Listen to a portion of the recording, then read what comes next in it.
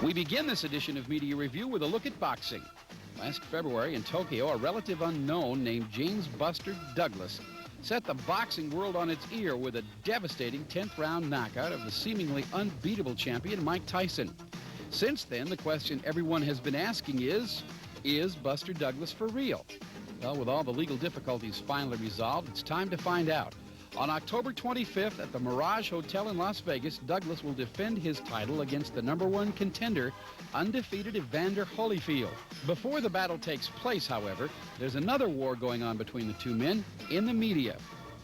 This is a time in boxing when pre-fight hype is every bit as important and sometimes more eventful than the fight itself. Big paydays mandate big audiences, and to get them, the promoters of this fight have to put together some very compelling ads using boxing's classic challenge and answer style made famous by Frazier Ali in the 1960s.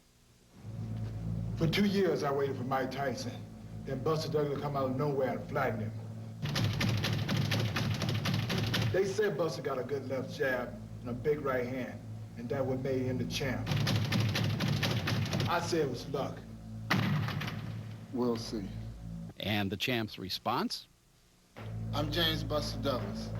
I'm the heavyweight champion of the world because I knocked out Mike Tyson. Some people said it was luck. Oh, what an uppercut from Douglas. Tyson's in deep trouble. The left cross. It puts him on the canvas. He may not get up. It wasn't luck. It's my job to hit people. I hit them harder than they hit me. It takes a lot of hard work and a lot of pain. But I'm not afraid of it. I'm not afraid of anything. You saw what I did to Mike Tyson. Evander Holyfield thinks he can do the same to me. He thinks he's the next champion. He's right about one thing. He's next. Douglas versus Holyfield for the heavyweight title. It's the moment of truth, and the truth is gonna hurt. The winner? Well, at this point, it looks like it's fight promoter Steve Wynn. That's because he's the one selling the tickets. Boxing world with his dethroning of champion Mike Tyson in Tokyo. Well, this Thursday night, Douglas puts the heavyweight championship on the line against the #1 contender, Evander Holyfield. Promoters are billing it as the moment of truth. And for Evander Holyfield, he says the moment is his. My intent is to go out and win, and to do anything that's possible to win as long as it's fair. And with no hate in me, and I realize that Buster has achieved a goal in life, and he's a heavyweight champion of the world. And I feel that everybody has their day, and I just feel that my day is October 25th, and I'll be out there to prove that October 25th will be my day. I think my skills are far more greater than Evander, and my shape is I'm in tremendous shape. I feel real good, and I'm, like I said before, I'm very confident. And I think that when it comes down to the two best athletes are in the best shape, the one with the best skills are going to win. So therefore, I should be the victor. Well, you can join us right here on SNN for live coverage of the moment of truth. We also will bring you the weigh-in live as it occurs Wednesday, the 24th of October. Well, in Paris, France last night, IBF middleweight champ Michael Nunn successfully defended his title for the 5th time. He knocked out the challenger, Donald Curry, that after a minute 59 of the 10th round. Now, Nunn had hired veteran cornerman Angelo Dundee to make him more exciting. And then he ignored Dundee's advice of not going for the knockout late in the fight. He went for it, and he got it. The knockout was the 24th of Nunn's career. Michael Nunn is now unbeaten in 36 fights, 24 by knockout. Curry falls to 33-4. The bottom line was Nunn was just too big for Curry. 2 inches taller, 5 inches longer in the reach. Months since James Buster Douglas shocked the boxing world with his dethroning of heavyweight champion Mike Tyson in Tokyo. This Thursday night, Douglas puts the heavyweight championship on the line against the #1 contender, Evander Holyfield. Promoters are billing it as the moment of truth. And as you saw earlier today here on SNN, both fighters are ready. So, too, the guys in their corner, like Lou Duva in the Holyfield camp. I'm predicting that he's going to win the fight in real good fashion. You know, when you talk about knockouts and talk about decisions, don't underrate, we know anyway, Buster Douglas. Buster Douglas is a good fighter. We don't take anything into consideration. That they come out with phony reports out of the Mirage that he weighs 260, 270. I think really this is an injustice to Buster. Passing out this here rumor, he's 260, 270, he's not training. Hell, I've been in this business 40 years. This guy's a good fighter. SNN takes you up close for the moment of truth, our continuing coverage of the sweet science. The fight, of course, Thursday, October 25th. Our weigh-in coverage Wednesday, the 24th, from the Mirage Hotel. Everybody by now knows the incident, the occurrence over in Tokyo. But what few people know is what you felt the very moment you hit Mike Tyson with the left. He went down to the canvas, and the very moment you knew he wasn't getting back up to fight again. What was going through your mind? I was totally relieved. I was just relieved of the fact that the war was over. And I came to do a job, and I succeeded, and I was very happy. Anything else as it really began to sink in later in the day, what had actually happened, what you had done? Well, I knew I surprised a lot of people. I know a lot of people were surprised at the fact that I not only beat him, I knocked him out. It was a thrilling moment for me in the camp, my family. It was hard work. As you look back at yourself then, what was the major difference in Buster Douglas that afternoon in Tokyo and the Buster Douglas that had entered the ring the 32, 33 times before that? Well, it was a difference in, the way things had all came about. I think that the major difference was back in July 20th, 1989, my total acceptance of the Lord Jesus Christ. I think that was the biggest impact that had totally brought everything together. It was always something that was missing. It was a missing link.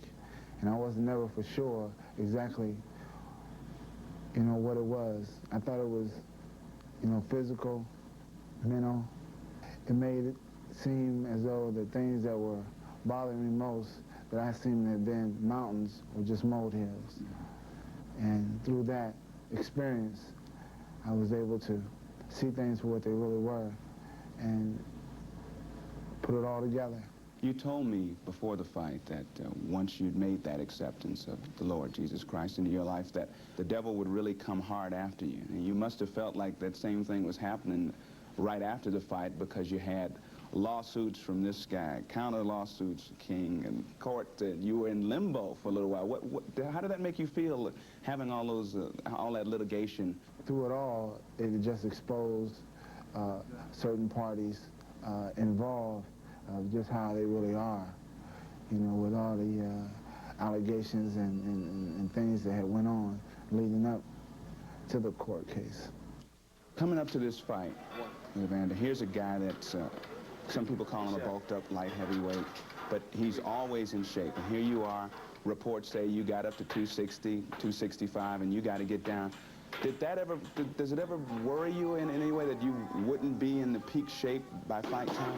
I always have a worry, that I wouldn't be ready to fight in any fight. But, I kind of got a kick out of it in a sense as my weight went down. Because of the fact that, I was noticing how they were paying more attention to me. But, naturally, being a heavyweight champion, they're going to want to know exactly the whereabouts and what you were doing. But, I worry about each and every fight. It's a natural thing. What keeps me on edge, it keeps the intensity going. Describe in as detailed a way as possible why, above all else, you will beat Evander Holyfield come Thursday night, October 25th. I think our skills are far better. I'm just a better man. And I'm a true heavyweight, and I will come to fight. I'm the champion now, and it's going to have to take a tremendous beating to obtain this title. You talked about maybe having 2 more fights after you beat Tyson. Is that still the plan? Are you going to have this one and another one and then get out of this? No, I think I'm going to be around for a while. I enjoy being heavyweight champion, and I think I have the ability to maintain it. Want to remind you, we're going to be live throughout the week, 7 at 11:30 Eastern Time on SportsCenter. Tomorrow night on the 11:30 show, Evander Holyfield joins us live. Tuesday night, James Buster Douglas joins us live. On the 7 o'clock show Wednesday night, we will have the weigh-in live. Ray Leonard joins our commentary team at that time. And, of course, on Thursday night, immediately after the fight, instant analysis, highlights, and interviews. For now, Charlie Steiner at the Mirage in Las Vegas. SportsCenter continues in just a couple of minutes with more highlights from around the NFL on this Sunday. In this corner tonight, this poster you see all over Atlantic City, Tyson versus Stewart. December 8th, Mike Tyson back in the ring against Alex Stewart. And imagine what's going to be going through the mind of Mike Tyson Thursday night when he's here in Atlantic City sitting in front of a TV set and watching Buster Douglas and Evander Holyfield square off for the heavyweight championship of the world. It will be the first time in 3.5 years that Tyson is not involved in that fight. And he says that he is convinced that that will be the lone exception. Since his shocking loss to Buster Douglas last February in Tokyo, Mike Tyson has fought once, a first-round destruction of Henry Tillman in June. In September, while training, Tyson suffered a gash over the eye, reputed to need anywhere from 30 to 50 stitches. Team Tyson now consists of Rich Giacchetti, the trainer of former heavyweight champ Larry Holmes, brought in by Don King after the Douglas loss to work with holdovers Jay Bright and Aaron Snow. With his cut fully healed, Tyson is back in serious training. And as he prepares for his bout with Stewart, Michael Marley had a chance to sit down and talk to the former champ one-on-one. Mike, in a couple of nights, two men are going to be fighting for what you used to own, the undisputed heavyweight championship of the world.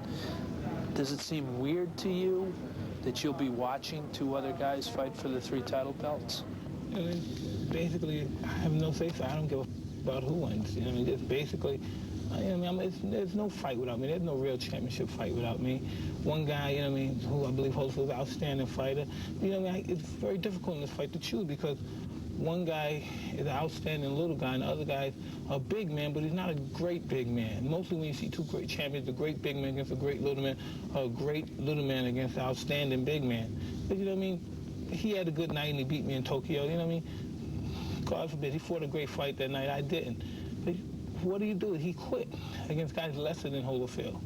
You know what I mean? And once you quit, you always quit. You know what I mean? They talk about I took my beating. I got beat up in Tokyo.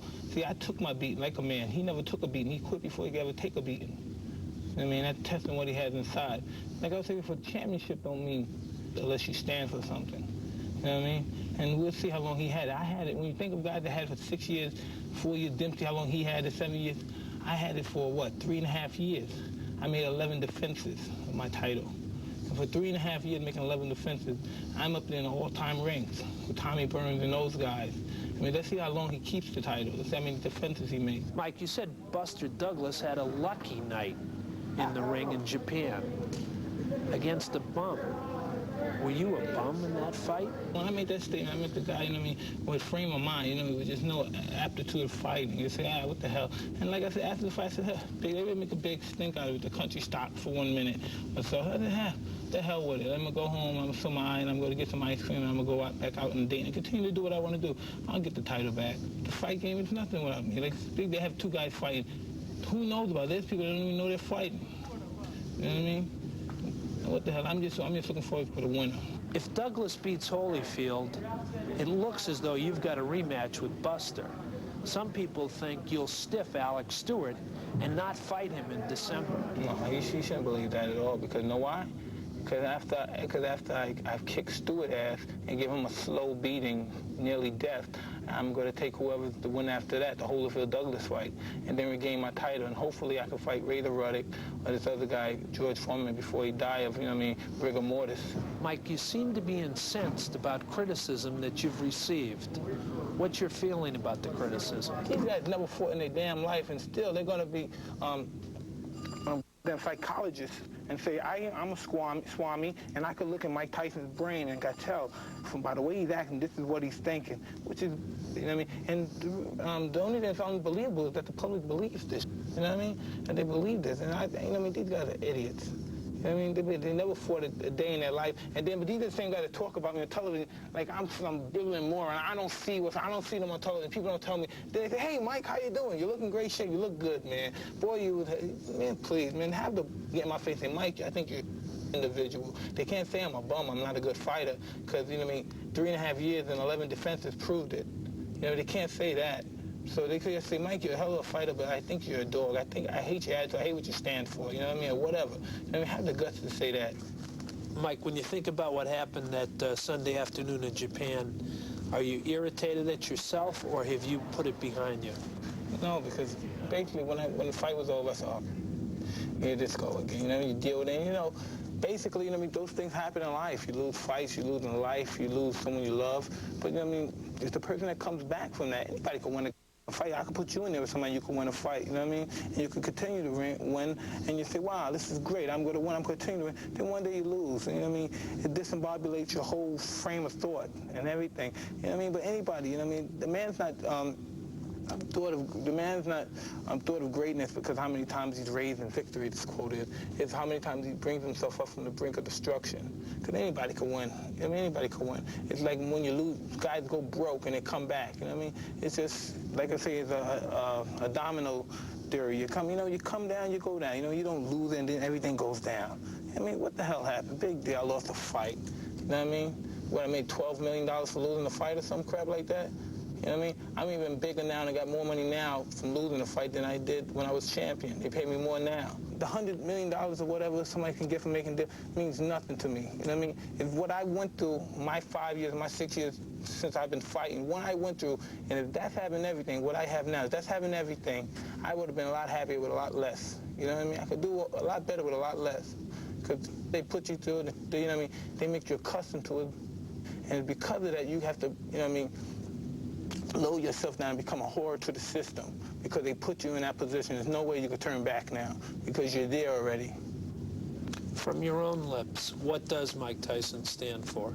I stand for everything, you know what I mean, that's wrong in me. Any black man, black woman, anybody from any level of race, like Indians, Puerto Ricans, I'm all with them. I'm all for the underdog. You know what I mean? You got to stick together in life, you know what I mean? And I stand for them, you know what I mean? That's what I stand for. When you look at me fighting, I'm not saying that I'm anti-white by no means. By no means am I anti-white, because, you know what I mean? There's some Irishes and some Jews that get on too because they have nothing, you know what I mean? And the majority of what this stands for is what you have and what you own. But like I say, the greatest asset is not what you have is inside. It's inside of you that basically counts. Because I'm always going to be a public champion. Wherever I go, any country, any state, I go right to the ghetto because that's where I'm from. Regardless of, I thank people, you know what I mean, for making me articulate and, you know, eloquent. I'm able to talk to everyone and all that. That's good. But, you know, where I'm not from there. I'm from the ghetto. I'm from the dirt, hard bone, segregated ghetto. That's where I'm from. When will we know that the real Mike Tyson is back in the ring? Well, when you see me take care of this guy, what's his name again, on December 8th, Mr. Stewart, then you find out. Oh, he's been talking a lot. He's been talking a lot. He's been talking a lot. It's going to be a slow, slow night for him. Laid back, laconic, Mike Tyson? That may be the public perception, but as Buster Douglas and Evander Holyfield get ready to fight for what Tyson considers his title, one thing seems abundantly clear. Mike Tyson is in a fighting mood again. For the USA Network, this is Michael Marley reporting. Sean, it's too bad Mike Tyson doesn't open up a little more, share his true feelings. Well, you know, that's where Mike Tyson is superior. Remember when he said, how dare they challenge me with their primitive skills? He was talking about the top 10 contenders. Can you imagine this eating on you if you're in that top 10? He's done the same thing with Alex Stewart, now telling him what he's going to do to Stewart. Stewart's going to sit and let that lay on his brain for the next several weeks. Plus, the other, Mike Tyson looks at this as war. He doesn't look at it as fighting. Also in the interview, you see a little bit of the hurt, the burning in Mike Tyson, knowing that he will be sitting home Thursday night and watching the heavyweight championship of the world, and he is not in it.